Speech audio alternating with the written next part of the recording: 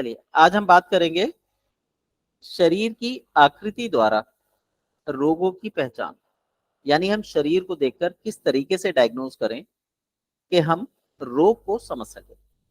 सबसे पहले हमें इसके लिए जरूरी है कि हम शरीर को समझें, शरीर कैसा होता है। वात प्रकृति का व्यक्ति कंधे चौड़े, कमर पतली। ध्यान दीजिएगा, लिख लीजिए, कंधे चौड़े, कमर पतली।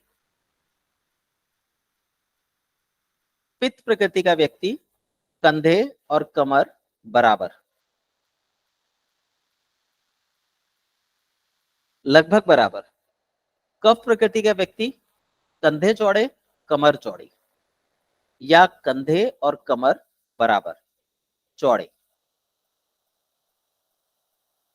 ठीक है, देखने में ये अंतर यहाँ पे आपको जैसे ही दिखाई दे रहा है, नीला वात प्रकृति है, लाल पित्त प्रकृति है, ब्राउन जो है वो कफ प्रकृति के लोग हैं। हमारा जो शरीर है वो नियमबद्धता के रूल पर चलता है। जैसे सूर्य अपने समय से उगता है, समय पर डूबता है। चंद्रमा अपने समय पे उगता है, समय पर डूबता है। पृथ्वी अपनी नियमित गति पर चल रही है। यदि किसी कारण से, किसी भी तरीके से इस नियमबद्धता में कोई अंतर उत्पन्न हो जाए तो वो शरीर पर रोग के रूप में दिखाई देने लगता है। तो संसार की जितनी भी कार्य प्रणालियां हैं जो प्राकृतिक हैं, वो सब एक नियम पे चलती हैं। यदि किसी कारण से इसमें नियम में परिवर्तन होता है तो सृष्टि का नाश होता है। उसी प्रकार हमारे शरीर में भी रोग उत्पन्न हो जाते हैं। रोग होने का कारण क्या है? हमारे शरीर को भगवान ने प्राकृतिक रूप से बनाया है, एक स्ट्रक्चर दिया है। ये स्ट्रक्चर सभी का एक जैसा माना गया है, होता नहीं है, माना गया है। जब भी इस स्ट्रक्चर में कोई परिवर्तन दिखाई दे तो उसे हम रोग की श्रेणी में रखते हैं। अब मान लीजिए 3 बच्चों ने एक साथ जन्म लिया। एक बच्चा कमर कंधा चौड़ा था, कमर पतली थी, तो ये बच्चा जीवन भर वात रोग से ग्रसित रहेगा। ऐसा बच्चा जिसका कंधा और कमर दोनों बराबर हैं, वो बच्चा जीवन भर पित्त के रोगों से ग्रसित रहेगा। इसको टाला नहीं जा सकता, उसकी प्रकृति बनाई है ये भगवान ने। ऐसे ही जो व्यक्ति कफ का होगा उसमें जीवन भर कफ की अधिकता बनी रहेगी। ये कफ के रोगों से ग्रसित होगा, लेकिन ये इस प्रकार के रोग हैं जो जल्दी से ठीक हो जाते हैं। ठीक। दूसरा, यदि शरीर के नियमों की अवहेलना करी जाए, वात प्रकृति का व्यक्ति वात की चीजें ज्यादा खाएगा, पित्त प्रकृति का व्यक्ति पित्त की चीजें ज्यादा खाएगा, तो रोग अपने रूप को परिवर्तित करके दूसरी प्रकृति में पहुंच जाएंगे और उसके बाद वो फिर क्रॉनिक अवस्था में कन्वर्ट होकर कभी ठीक नहीं होते। एक स्थिति ये हो गई। दूसरी स्थिति, एक बच्चा पैदा हुआ, उसकी माँ को प्रॉपर पोषाहार नहीं मिला था, उसमें आयरन, फॉलिक एसिड इत्यादि की कमी थी, हड्डियों में टेढ़ापन आ गया, बच्चे की कमर पे कुबड़ निकल आया, या छाती दब गई, या हाथ पैरों में टेढ़ापन है बचपन से। इसे ठीक नहीं किया जा सकता बिना ऑपरेशन की सहायता के। तो हम उस बच्चे के लिए ये कहेंगे कि सामान्य बच्चे की तुलना में इस बच्चे की हड्डी टेढ़ी है, इसलिए इस बच्चे को इस प्रकार के रोग होंगे या इस प्रकार की सोच उसकी होगी। तो बाय बर्थ में ये दो कंडीशंस पैदा होती है। फिर हम बड़े होने लगते हैं। यदि हमारे शरीर में पीएच का स्तर बढ़ जाए, तो हमारे शरीर में एल्कलाइनिटी का स्तर बढ़ जाए, तो हमारी हड्डियां नरम पड़ जाती हैं, जिसकी वजह से खड़े होने पर, चलने पर हड्डियों में टेढ़ापन आ जाता है। उससे भी रोग उत्पन्न होते हैं। हम लोग गलत तरीके से उठते बैठते हैं, बैठने का एक खास पैटर्न होता है, हड्डियां एक विशेष स्थान पर आकृति लेती हैं, उससे भी रोग उत्पन्न होते हैं। हमारे शरीर में सूजन आ जाती है जो पीएच बढ़ने का संकेत है, नरम हो जाती है हड्डियां। ऐसी अवस्था में भी हड्डियां टेढ़ी हो जाती है, मांसपेशियां वायु के कारण अपने प्रभाव को बदल देती हैं, सख्त हो जाती हैं, जिससे हड्डियां टेढ़ी हो जाती हैं। वो भी रोग का एक रूप है। अब अगर आपने गौर किया हो तो मैं बार बार हड्डियों की ही बात कर रहा हूं, मैं किसी रोग की बात नहीं कर रहा। देखिए, होता क्या है, जब भी हमारे शरीर में हड्डियों में टेढ़ापन आता है तो वो वायु के प्रवाह के कारण आता है। वायु या तो उसको अंदर से बाहर की ओर दबाव दे रही है या बाहर से अंदर की ओर उसको खींच रही है। केवल ये दो प्रकार के रोग होंगे। वायु या तो हड्डी को बाहर की तरफ धकेलेगी या अंदर की ओर खींचेगी। ऐसी अवस्था में हड्डी में टेढ़ापन आएगा, जो मांसपेशियों में टेढ़ापन लाएगा, शक्ति या नरमी लाएगा। मांसपेशी में शक्ति या नरमी आएगी तो उसका जो जुड़ाव का बिंदु है, एक मांसपेशी जब दूसरी मांसपेशी से जुड़ रही है, एक हड्डी जब दूसरी हड्डी से जुड़ रही है, एक नस जब दूसरी नस से जुड़ रही है, एक ऊर्जा बिंदु जब दूसरे ऊर्जा बिंदु से जुड़ रहा है, तो वहां पर वायु के प्रभाव के कारण टेढ़ापन मिलेगा ही मिलेगा। उसे हम डिनाई नहीं कर सकते। और जब वो टेढ़ापन होगा तो वहां पे वायु का प्रवाह ज्यादा होगा। जब वायु का प्रवाह ज्यादा होगा तो खून की कमी मिलेगी, जिसकी वजह से वहां पे पोषक तत्व नहीं होते और वहां पर इन्फ्लेमेशन आ जाती है, गर्मी अग्नि उत्पन्न हो जाती है। उस अग्नि को ठंडा करने के लिए शरीर वहां पर पानी छोड़ देता है, जिसकी वजह से वहां पे जल की मात्रा बढ़ जाती है। शरीर पानी रोक लेता है वहां पर और वो उस इन्फ्लेमेशन को ठंडा करता रहता है। और यदि हमारे शरीर से प्रॉपर यूरिनेशन नहीं होता किसी कारणवश, तो उसमें इन्फ्लेमेशन बढ़ने की वजह से दर्द गायब सा हो जाता है। इन्फ्लेमेशन बढ़ने की वजह से वहां पे सूजन आ जाती है, सूजन बढ़ने की वजह से दर्द गायब सा हो जाता है। पर वहां पे एक सख्ती सा, कमजोरी सा महसूस होता है, सख्त और कमजोर हिस्सा। अब जैसे ही वहां का पानी किसी वजह से कम होता है तो दर्द सामने आ जाता है। हम दवाई खाते हैं तो वो सूजन फिर बढ़ा देती है, जिससे दर्द गायब हो जाता है। तो एक टाइम के बाद वो जो जहर था, जो पानी था, वो पूरे शरीर में फैल जाता है और सारा शरीर सूजन से युक्त हो जाता है, जिसके कारण हमारे शरीर में विभिन्न प्रकार की आकृतियां उत्पन्न हो जाती है। कोई व्यक्ति इस तरीके से खड़ा होने लगता है, किसी की कमर टेढ़ी हो जाती है, किसी का कंधा झुक जाता है, किसी की गर्दन पे जोर पड़ता है। तो लगभग 90% लोग इस प्रकार के रोगों से ग्रसित हो जाते हैं, उनमें विकृति आ जाती है। जो स्वस्थ है वो बच्चे हैं या ऐसा व्यक्ति जो नियमित रूप से योग अभ्यास करता है, खान पीन का ध्यान रखता है, तो वो इस पोजीशन में रहता है, अंतिम अवस्था। अब रोग कैसे उत्पन्न होते हैं, तो सबसे पहले मसल्स इम्बैलेंस होते हैं। सबसे पहले बॉडी के मसल्स इम्बैलेंस होते हैं ड्यू टू बोन्स इफेक्ट, जिसके कारण मसल्स के टिश्यूज में ट्रॉमा आ जाता है, सूजन आ जाती है, उसमें चोट लगती है, उससे इन्फ्लेमेशन होता है। इन्फ्लेमेशन मसल स्पैज्म का कारण बनता है। मसल स्पैज्म न्यूरोमस्कुलर कंट्रोल को प्रेशराइज करती है, जिससे बॉडी में एडहेशन यानी तनाव बनता है और मसल उससे दोबारा इम्बैलेंस होते हैं। ये जो आप यहाँ पे ये सर्कल देख रहे हैं, ये सर्कल एलोपैथी का है, जिसको मैंने आपको प्राकृतिक भाषा में समझाया है कि दिक्कत मसल से तब चालू होगी जब हड्डियों में दिक्कत आएगी। और इसी के प्रभाव से हमारे शरीर में विभिन्न प्रकार के टेढ़ेपन, गतियां उत्पन्न होती हैं। ठीक है, अब यहां पर ये चित्र देख सकते हैं। आपने नोट किया होगा, जब मैंने एक दिन उनकी अमोल जी की व्याख्या करी थी तो मैं क्रॉस में चल रहा था। ऐसे ही आपने भी करना है। मान लीजिए किसी को जोड़ों में दिक्कत है, घुटने में दिक्कत है, तो आपने कमर से ऊपर वाला हिस्सा और एंकल दोनों की स्थिति को देखना है। उसके बाद घुटने की व्याख्या करनी है कि घुटना टेढ़ा क्यों है। या तो वो एंकल पे टेढ़ा मिलेगा या वो आपको कमर पे टेढ़ा मिलेगा। अगर आप सीधा घुटना पकड़ेंगे तो कभी भी घुटने का उपचार नहीं हो सकता। ऐसे ही आपकी बॉडी के समस्त ज्वाइंट हैं, जो ऊपर और नीचे दोनों तरफ कंडीशन देखिए। अगर हवा बाहर की तरफ जा रही है तो नीचे वाले हिस्से में आपको सूजन मिलेगी, और हवा अगर अंदर की तरफ खींची जा रही है तो ऊपर वाले हिस्से में आपको अकड़न मिलेगी। ऊपर वाले हिस्से में अग्नि का प्रभाव होगा, नीचे वाले हिस्से में जल का प्रभाव दिखाई देगा। ऐसे ही आपने बिंदुओं को पकड़ना है।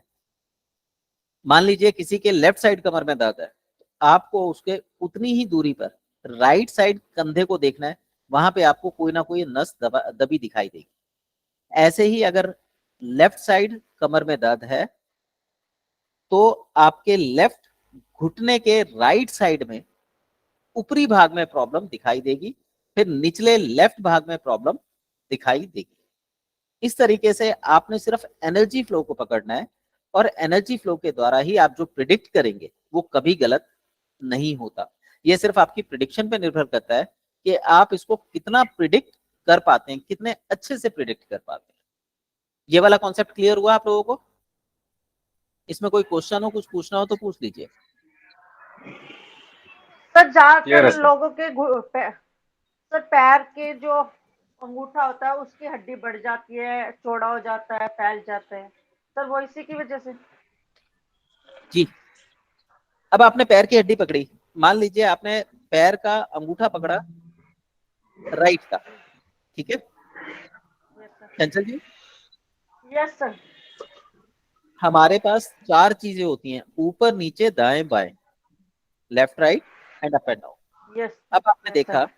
घुटने की हड्डी के ऊपरी भाग में राइट साइड पे अंगूठे में दिक्कत आई है, ठीक यस है? सर। Yes sir. उससे अगला ज्वाइंट जो भी होगा वहां पे आपको लेफ्ट साइड पे कोई ना कोई प्रॉब्लम मिलेगी ही मिलेगी, भले ही वो दिखाई दे या ना दे।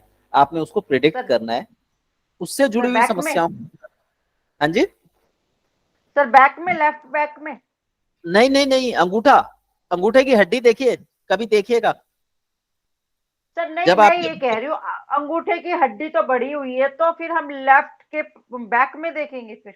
नहीं चंचल जी, उससे पहले बहुत सारी छोटी छोटी हड्डियां आएंगी, उन सभी हड्डियों के अंतिम बिंदु को आपने लेके चलना है। जी आपके अंगूठे में, केवल अंगूठे अंगूठे में 3 हड्डियां होती हैं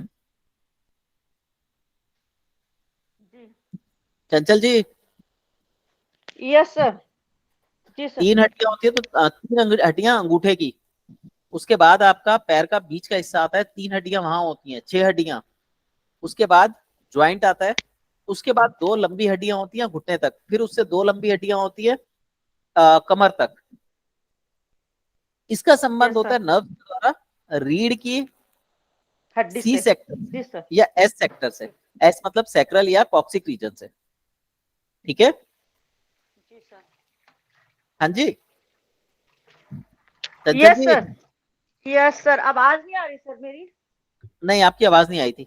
तो आपने इन सभी सेक्टरों को रीड करते हुए ऊपर बढ़ना है, आप किसी को मिस नहीं कर सकते, भले ही आपको प्रॉब्लम दिखाई दे या ना दे। आपने उसको मान के चलना है कि अगर यहाँ ये दिक्कत आई है तो ये दिक्कत होगी, ठीक है? जी जी सर। अगर आप सीधा अंगूठे से कमर पे जंप कर गए तो आप कभी भी प्रॉपर डायग्नोज नहीं कर पाएंगे। Yes sir. जी सर। हाँ, अब कॉन्सेप्ट क्लियर हुआ? Yes sir. जी अमोल सर। जी? यस सर, क्लियर है। ठीक है, आप लोग एक काम करिएगा, हम लोग जब क्लास खत्म कर लेंगे तो एक बार आप लोग या तो दिल्ली आ जाइए, या एक घूमने का प्रोग्राम रखते हैं हरिद्वार का, वहां पे 3-4 दिन के प्रैक्टिकल क्लासेस रखी जा सकती हैं, जिसमें मैं आपको जल नीति, सूत्र नीति, शरीर को शुद्ध करने की प्रक्रियाएं, अनीमा, इस तरीके की चीजें भी सिखा दूंगा।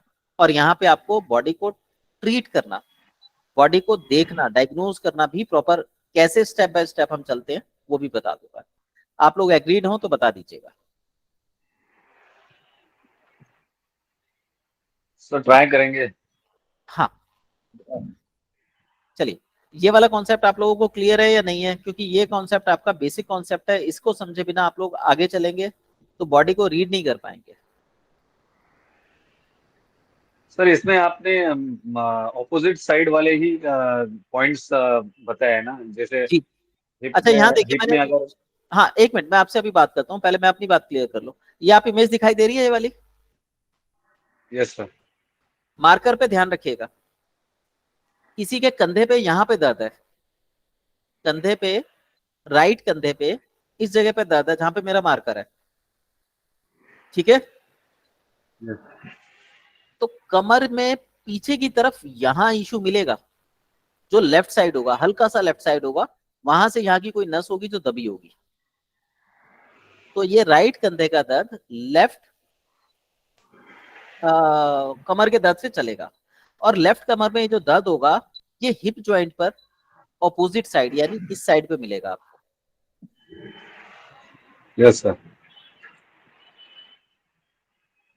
ठीक है। इसी तरीके से हिप जॉइंट का ये जो दर्द है, ये आपको घुटने में ऊपर की तरफ यहां मिलेगा और घुटने में नीचे की तरफ यहां मिलेगा। दोनों तरफ क्लियर हुआ? ऊपर यहाँ, नीचे यहाँ। यस और टखने में ये दर्द यहाँ मिलेगा आपको लेफ्ट साइड पे, यहाँ पे टखने में सूजन मिलेगी आपको अंदर की तरफ। ठीक है। Yes sir.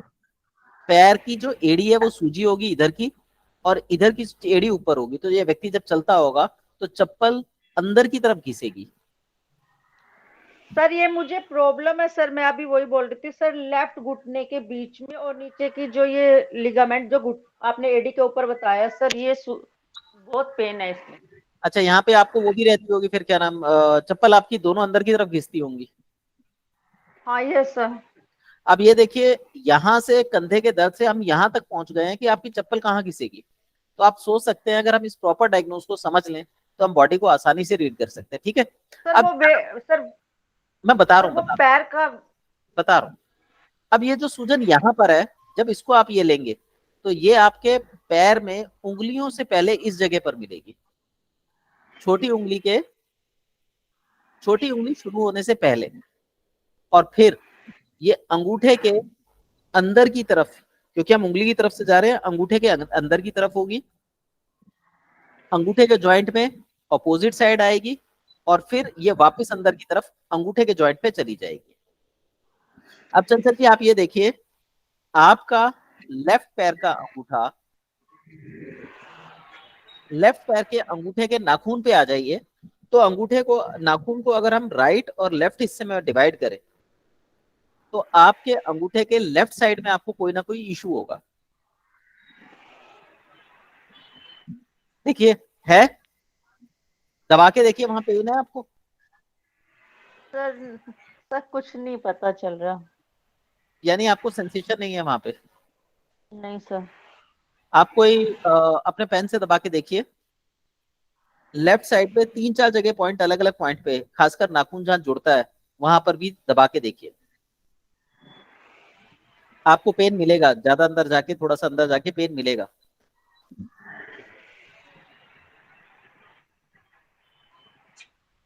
सर लेफ्ट मुझको पैर नहीं के फील हो रहा। उंगली सर की तरफ को। हाँ जी। सर मुझको फील नहीं हो रहा। अच्छा ठीक है। अब राइट साइड पे दबा के देखिए क्या वहां दर्द है?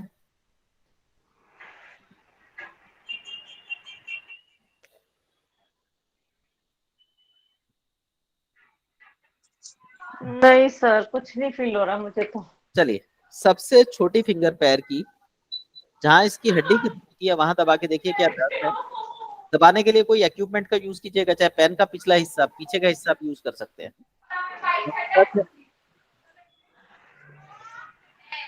सर चितली उंगली में है दर्द, छोटी उंगली में। छोटी उंगली के नीचे दर्द है? हाँ। ठीक है। अब यहां से आप अंगूठे की जड़ में जाएं, अंदर की तरफ, वहां पे दबा के देखिए क्या वहां दर्द है?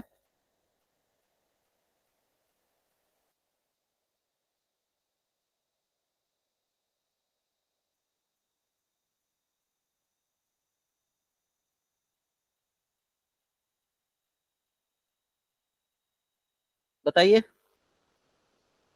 सर नहीं है। ठीक है। अंगूठे के साथ वाली उंगली को दबा के देखिए सेंसेशन कैसी है। सारी उंगलियों को छू के देखिए सेंसेशन कैसी है। क्योंकि मेरे हिसाब से अब आपकी फर्स्ट 2 फिंगर्स में, अंगूठे के साथ वाली 2 फिंगर में सेंसेशन की कमी होनी चाहिए।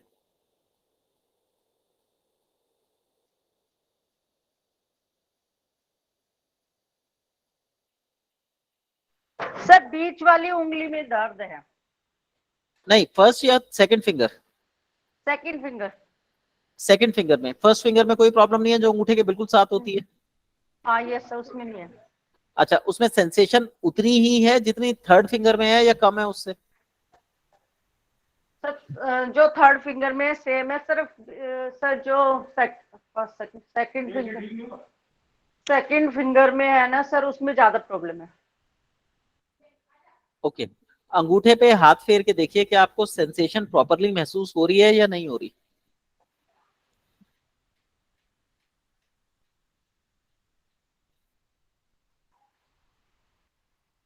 सर नहीं कुछ नहीं हो रहा, सिर्फ हड्डी पे ना ड्राइनेस है। इसका मतलब ये हुआ कि आपके अंगूठे में प्रॉपर ब्लड सर्कुलेशन नहीं आ रहा है, इसलिए सेंसेशन नहीं है वहां पे।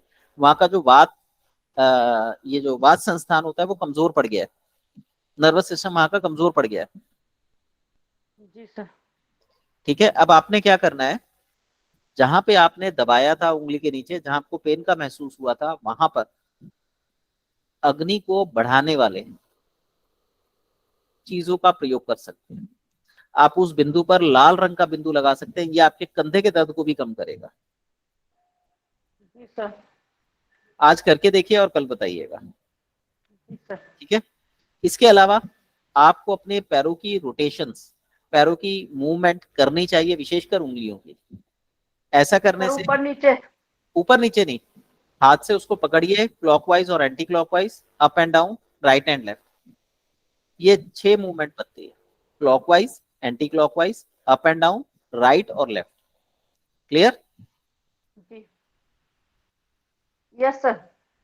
हाँ, ये जो मैंने आपको टेक्निक बताई है, ये ऊर्जा प्रवाह की टेक्निक होती है। इस ऊर्जा प्रवाह के द्वारा हम लोग आसानी से किसी की भी चीज को, शरीर की आंतरिक स्थिति को डायग्नोज कर सकते हैं। जब आप इसके मास्टर बन जाएंगे, आपको अच्छे से समझ आएगी, तो आप विचार भी पढ़ सकते हैं इसके द्वारा किसी के। ठीक है, यस और सर। यहाँ पे जो चित्र दिखा रखा है ना, ये आप देख रहे हैं चित्र, यस सर। ये चित्र जो हमारे चक्रास होते हैं, ये उनके ऊपर बना हुआ है, ये भी ऊर्जा चित्र है। Yes sir. हाँ, चलिए, अब ये बताइए, जो अभी बात हुई है वो आप लोगों को क्लियर है या अभी कुछ डाउट है? अमोल जी? सर फिलहाल तो जी, ठीक है, क्लियर है। ओके, क्लियर आप है सर। क्लियर है? दिव्या जी? सर ये चक्रास के बारे में आपने क्या कहा था? ये हमारे बॉडीज के चक्रास की एनर्जी फ्लो है। ये आप देख रहे हैं यहाँ पे, ये इसको हम दंड बोलते हैं, ये दंड है। ये आपका सहस्त्रार और वो है आज्ञा चक्र। यहाँ पे विशुद्धि आ गया, ये हृदय चक्र हो गया, ये पेल्विक रीजन हो गया। फिर ये, इसको भी हमने चक्रा के माध्यम से जाना है। यहाँ पे एनर्जी के फ्लो कैसे चलते हैं, हाथ हिलाएंगे तो कैसे मूवमेंट होगी, बॉडी में कहाँ पे कौन सा एनर्जी फ्लो चलता है, वो ये है। ये, इसको हम diamond yes sir. Tight pose बोलते हैं। यहाँ पे देखिए, पतंग की तरह आपको दिखाई देगा ये। यस। हाँ जी, तो ये बॉडी का वात जो संस्थान होता है, जो हमारी बॉडी में वात, आकाश और वायु तत्व है, उसको इंगित करता है। ठीक है, यस सर। और ये इसके असिमेट्री की वजह से रोग हो सकते हैं जो ऑर्गन पे जाते हैं। देखिए हो नहीं सकते, इसी की सिमेट्री बिगड़ने की वजह से रोग होते हैं। आपने कहा हो सकते हैं, हो नहीं सकते, होते हैं। Yes sir. ओके। हाँ,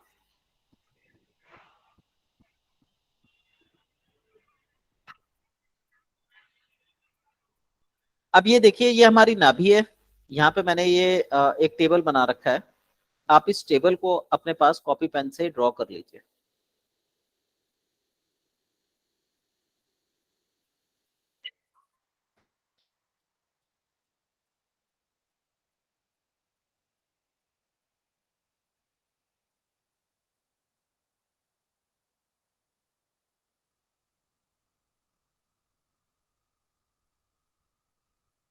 सेंटर वाले बिंदु पे 1 नंबर, 1 के ऊपर 2, 2 के नीचे 3, सॉरी, 1 के ऊपर 2, 1 के नीचे 3, 1 के राइट साइड 4, लेफ्ट साइड 7, फिर 5, 6, 7, 5, 6, 8 और 9। इस तरीके से चार्ट बना लीजिए। जब भी आप किसी की नाभि देखेंगे, अगर आपको कोई चीज समझ में नहीं आती, तो आप मुझे नंबरों के माध्यम से बता सकते हैं कि इसके इस नंबर पे ये दिक्कत आई हुई है, तो हम उसके हिसाब से रोग को आसानी से डायग्नोज कर सकते हैं। और यहाँ पे एक चीज और बताना चाहूंगा, आप अपनी डेट ऑफ बर्थ लिख लीजिए और ये चार्ट बना लीजिए। यदि आपका कोई स्थान खाली रह जाता है, जैसे मान लीजिए आपकी डेट ऑफ बर्थ में 7 नहीं आता, तो 7 की साइड जो भी ऑर्गन आते हैं, उनकी एनर्जी आपकी लाइफ में डेफिशिएंट मिलेगी ही मिलेगी।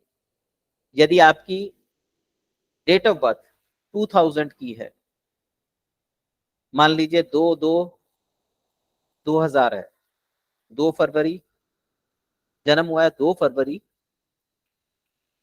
2000 को, तो ऐसे केस में आपका केवल 2 नंबर एक्टिव होगा और ये 2 नंबर में आने वाला ऑर्गन हाइपर एक्टिव होगा। तो आपको जो रोग लगेगा वो इससे संबंधित लगेगा और बाकी सब रोगों के जो अंक नहीं लिखे वो कमजोरी को इंगित करेंगे। और आपकी डेट ऑफ बर्थ में मान लीजिए 6 नंबर आ गए, उसमें 3 नंबर 9 नंबर नहीं है, ऐसे केस में मधुमेह होने के चांसेस, यूरिनरी ब्लैडर के चांसेस, किडनी रोग होने के चांसेस, अपेंडिक्स होने के चांसेस प्रॉपरली बन जाते हैं। तो इसके द्वारा आप किसी की प्रिडिक्शन किसी भी तरीके से रोगों के बारे में बता सकते हैं। तो हम इस पे कभी और डिस्कस करेंगे, ठीक है, या फिर कल की क्लास में करेंगे, लेकिन वो रिकॉर्डिंग आप लोगों को नहीं मिलेगी। उससे संबंधित जो भी सवाल हो आप उसी क्लास के दौरान या अगली क्लास में कर सकते हैं, बट रिकॉर्डिंग नहीं मिलेगी उसकी।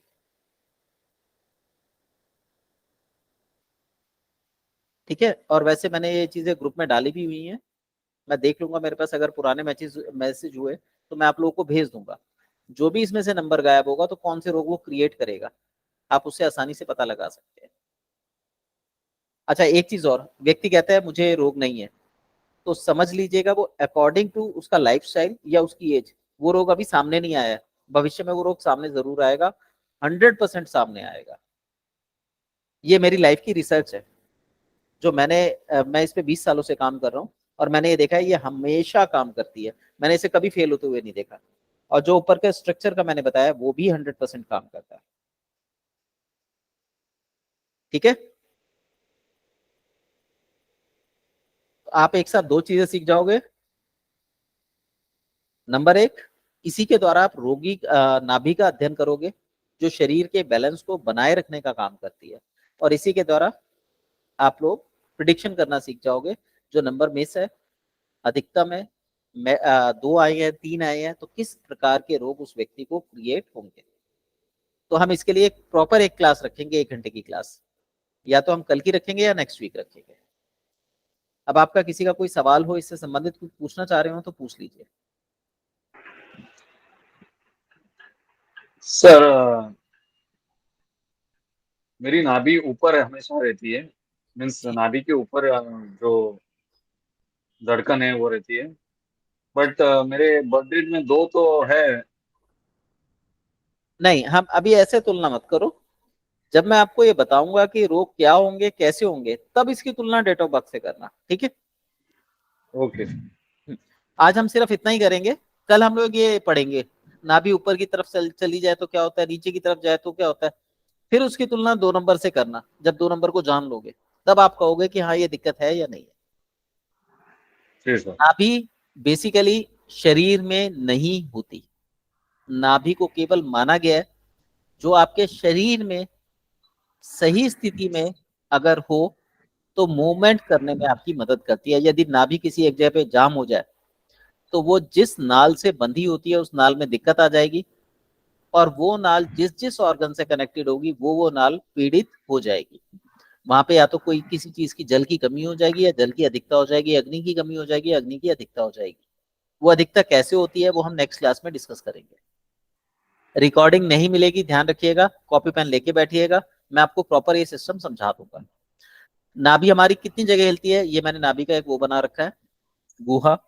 नाभि क्योंकि कोई जगह नहीं है तो नाभि की गुहा होती है जहां मानी गई है नाभि एक ऊर्जा के रूप में रहती है। तो जब भी हम हिलते डुलते हैं, अपनी उंगली उठाते हैं, उंगली जरा सी भी हिलाते हैं, उसमें भी नाभि का रोल माना गया है।